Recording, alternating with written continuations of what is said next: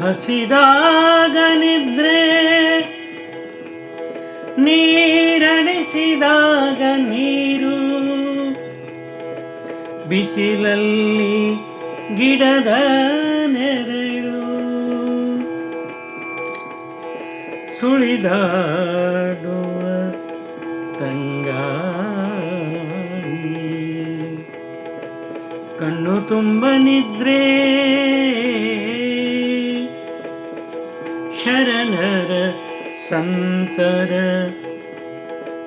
ಮಾತುಗಳು, ಇವೆಲ್ಲ ನಿಜಾತ್ಮ ಶಿವನ ಕೊಡುಗೆಯಲ್ಲದೆ ಮತ್ತೇನು. ಇವುಗಳಿಗೆ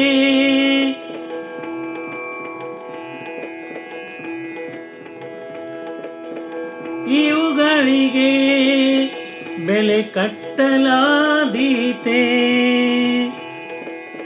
ಆನಂದ ಪಡುವ ಮನಸ್ಸು ನಮ್ಮದಾದರೆ ನಮಗಿಂತ ಸಿರಿವಂತರಿಲ್ಲ ಅಲ್ಲವೇನು, ಅಲ್ಲವೇನು, ಅಲ್ಲವೇನು.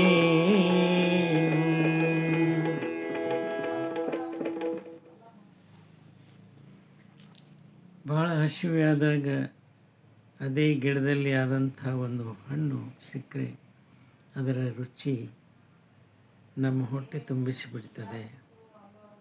ಅದೇ ಬಿಸಿಲಲ್ಲಿ ಒಂದಿಷ್ಟು ಆ ಗಿಡದ ನೆರಳಿನಲ್ಲಿ ಕುಳಿತರೆ ಒಂದಿಷ್ಟು ವಿಶ್ರಾಂತಿ ಸಿಗ್ತದೆ.